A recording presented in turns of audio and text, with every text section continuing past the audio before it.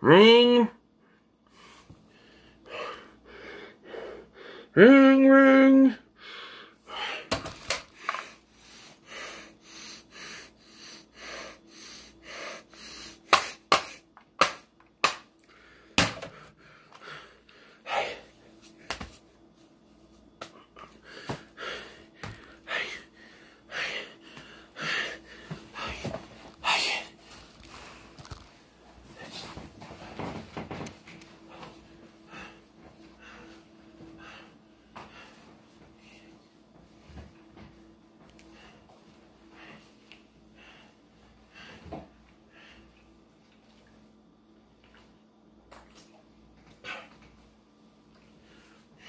I didn't watch The Room. It's not true. It's bullshit. I did not watch The Room. I did not. Oh, hi, Mark.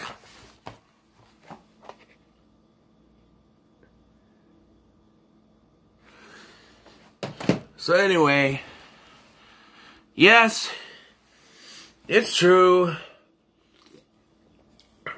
This is a review I've wanted to do since I started my channel. And, well, the reason I hadn't done it till now is because I didn't want to watch it again. God, okay, so I gotta start where I learned this from. Of course, it goes back to the Nostalgia Critic. He did a review for The Room. I never really had interest in watching that review. I'm like, you know, when I first started watching Nostalgia Critic, it was like, I'll just watch the ones I know. And then as I started to, you know what, I should give more a chance, because I started watching his weekly ones, no matter what they are, and I should give more of a chance. And so I keep hearing things like there was a top 5 on the channel too about The Room. And I'm like, you know what, I should probably watch the Nostalgia Critic's review. And I did. I'm like, okay. And then I watched the top 5 best worst things from The Room, or whatever it's called. And then I watched Obscurus Lupa's review. I'm like, you know what? I need to watch this movie. I already know all the catchphrases and everything. So I need to watch it. So I ordered the movie off of eBay. And I got it. And I put it in. This is not the first time I've watched it, by the way. But it's the first time in a while. I bought this months ago. Put it in and I watched it. And honestly, I felt like 10 times dumber than when I started watching it. And watching this again today, my God, I don't think I'll ever watch this again. It's part of my collection, that's fine. But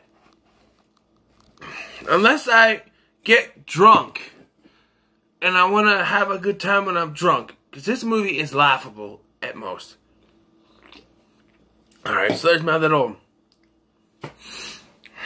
precursor. My head really hurts from this, by the way.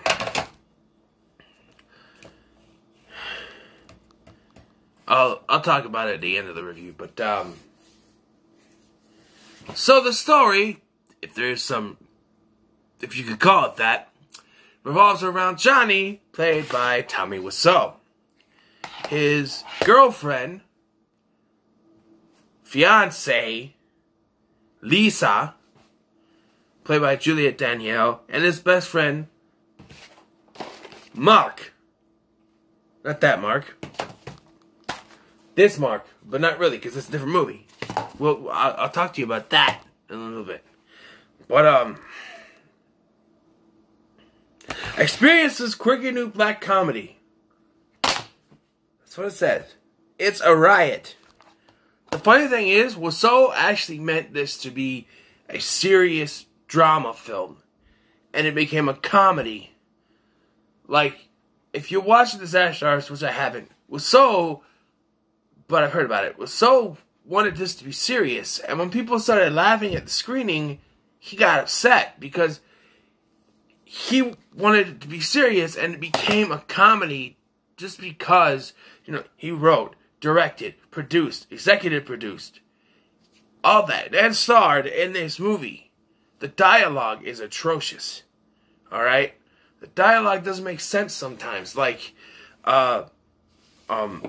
there's a whole conversation between Johnny and his friend Mike about underwears.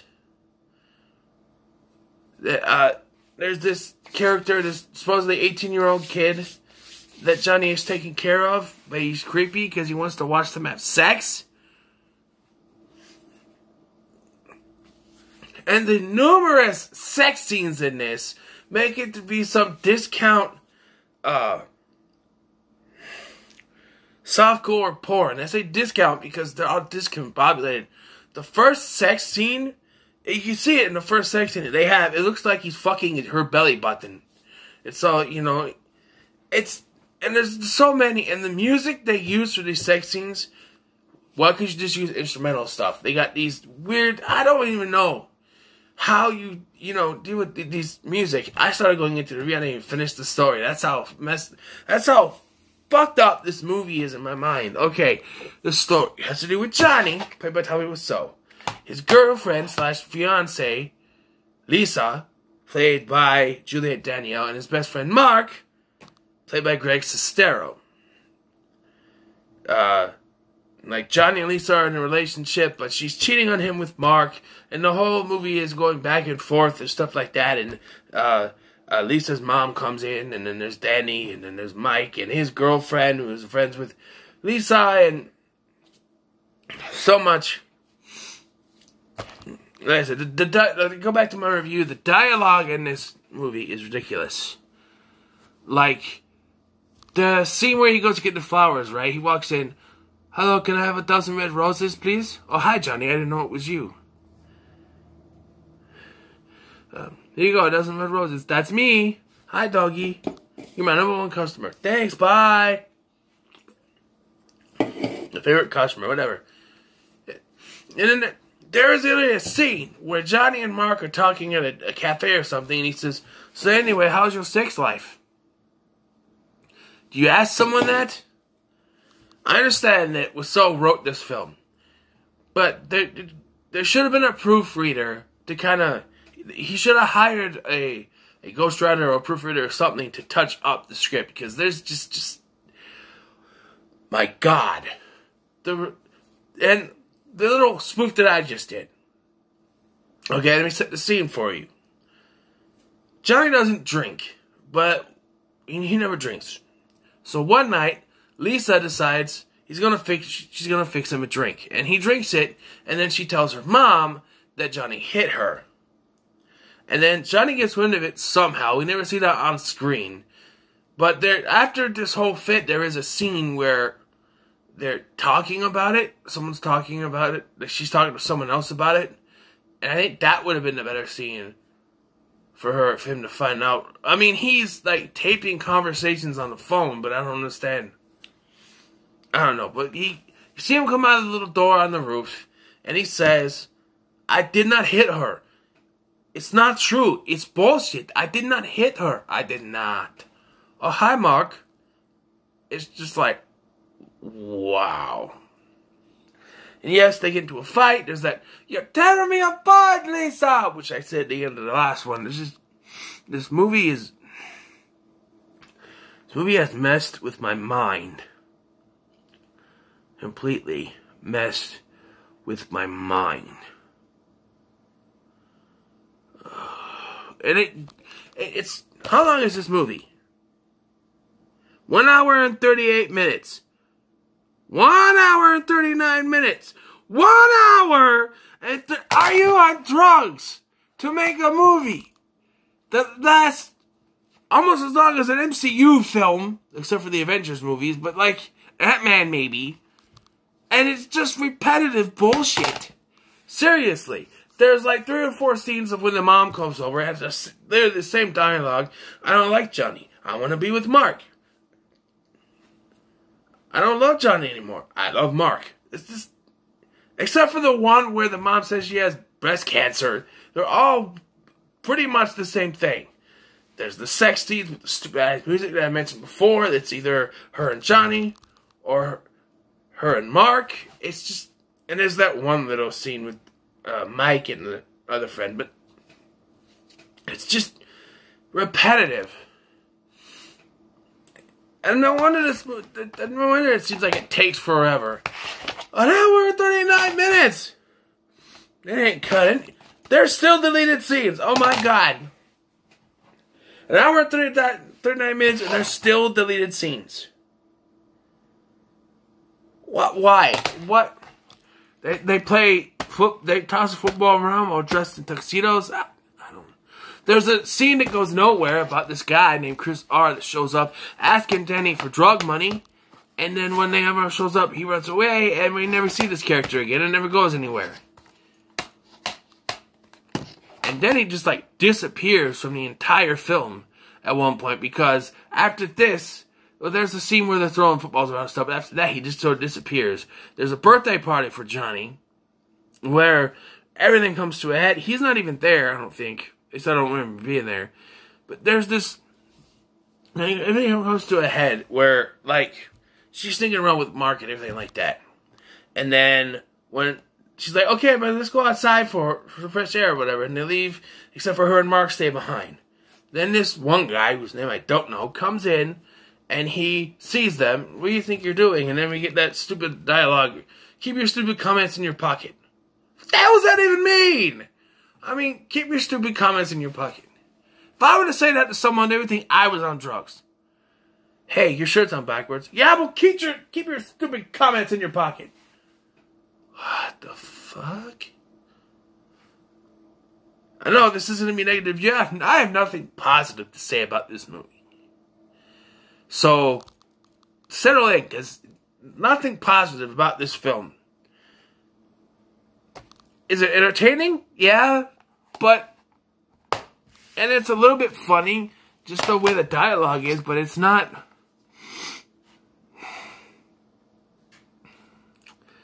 It's just so like I said, it comes to a head, this thing between Johnny and Mark, and because they just decide, oh, we're just gonna flirt in front of everyone now, and Mark and Lisa are just dancing and flirting, and Johnny gets pissed about this. He goes up to them, and there's like, you have no idea what's going on, man. Maybe I know more than you think I do, Mark. You don't know shit, alright? Get to a little fight, a little skirmish, and then this all goes away, and like... It's like an turn of a dime, because through most of the movie, Mark was conflicted. He's like, oh, I don't want to do this to Johnny. He's my best friend. I don't want to hurt him. Johnny's my best friend.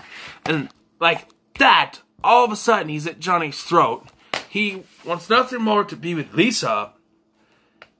It's just out of nowhere how all of a sudden he's into this, like, it's just out of nowhere how all of a sudden he turned on Johnny and he's with Lisa and all this bullshit. And then he's like, you betray me, everyone. I'm fed up with this world. He goes upstairs and he has this fit with Lisa. Everyone betrayed me. I had no friends. And I pointed this out when I was watching. I'm like, Mark and Lisa betrayed you. You could say maybe Elizabeth, if that was her friend's name, and the guy whose name I don't know, and Lisa's mom, because they knew about this and didn't say anything. But Denny, Mike, his friend Peter, who we saw earlier, unless that was Peter that, no, I don't think it was.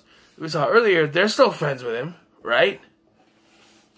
Denny shows that at the end, because Tommy throws this big fit where he throws stuff around nonchalantly, basically, and then he takes a gun, well, after he dry humps Lisa's dress, but then he takes a gun, puts his mouth, shoots himself dead. And then Lisa and Mark come up, and once again, it's a quick turn, because Lisa's like, I lost him, but I still have you, right? And then all of a sudden he's like, no, bitch, you caused this. I'm like, you had a part in this too? And then Denny comes up, and you see how heartbroken Denny is. And you know that at least he had Denny, right? But then it ends, and then it plays stupid music at the end of the credits. I'm like, oh my god, they're playing the same music from the love scene. One of the love scenes. I'm just like, oh, good god. Ladies and gentlemen, you are witnessing a first. This is it's the first movie to get a low score. 2. I don't think I need to go down to 0 or 1, but a 2. The Room gets a 2 out of 10 for me. Alright? I don't think I've given anyone else, any other ones a 2. I think I give Joker a 4, which may change once I watch it with a different mindset. But this gets a 2. Alright? Yes, I'm subscribed to Tommy Wiseau's YouTube page. I enjoy some of the stuff he puts on there, but this movie aggravates me so much. Okay, now that I give my score, I'm cutting character here. 1. When I had to do this, I had to, a little behind the scenes thing, alright? I had to redo the intro twice. Because what happened was, I did my thing where I sat down, hit myself in the head with this. Hurt like hell, by the way. Hit myself in the head with the phone. And then I got up, went to the fridge, opened the can, started doing the line, and I messed up. You know, I didn't watch The Room. It's not true. It's bullshit. I did not watch The Room. I did not. I messed up. And I said, you know, I didn't watch The Room. It's not true. I didn't watch The Room. It's bullshit. No, I didn't. No, I said it wrong. Which, it kind of helped because I kind of explored it more when I spread out a little bit more and did my little... But, yeah, this movie does things to me. But let me tell you something. A little bit of something. I'm gonna show you a movie I'm gonna review. It's longer than this one, actually, because it's 2 parts. Is there 94 minutes for part 2? Okay, it's 2 parts. 104 minutes for part 1. 94 minutes for part 2. Tommy Wiseau and Greg Sestero did this film, which Tommy wrote, directed, produced, whatever. There's this film that stars Tommy Wiseau and Greg Sestero, but was not written, directed, produced by Wiseau. It was directed by Justin McGregor. So he had like nothing to do. The dialogue's better, the story is better, and it doesn't over-repeat itself. And that's Best Friends. I pronounce it like that because I don't know how to pronounce it. Best Friends. I'm going to review this movie. I don't have time to do it tonight because it's long. Like I said, 104 minutes for the first part. 94 minutes for the second part. Maybe tomorrow, maybe someday when I have time, I'm going to review this. Because I got these together, sort of. Around the same time, I watched them together. I watched this one first. Then I watched this one. And wow, the quality shift between this. You tear me apart, Lisa. To this. Maybe I can give you a couple oranges. Believe me, that's the weirdest line in the movie, sort of. But it was so, anyway. And this is all because of the Nostalgia Critic. So, thanks, Doug. And thanks, Doug. But yeah, this one is the better movie. I will be reviewing it. But yeah, oh. I hear that Wiseau's thinking about doing a vampire movie.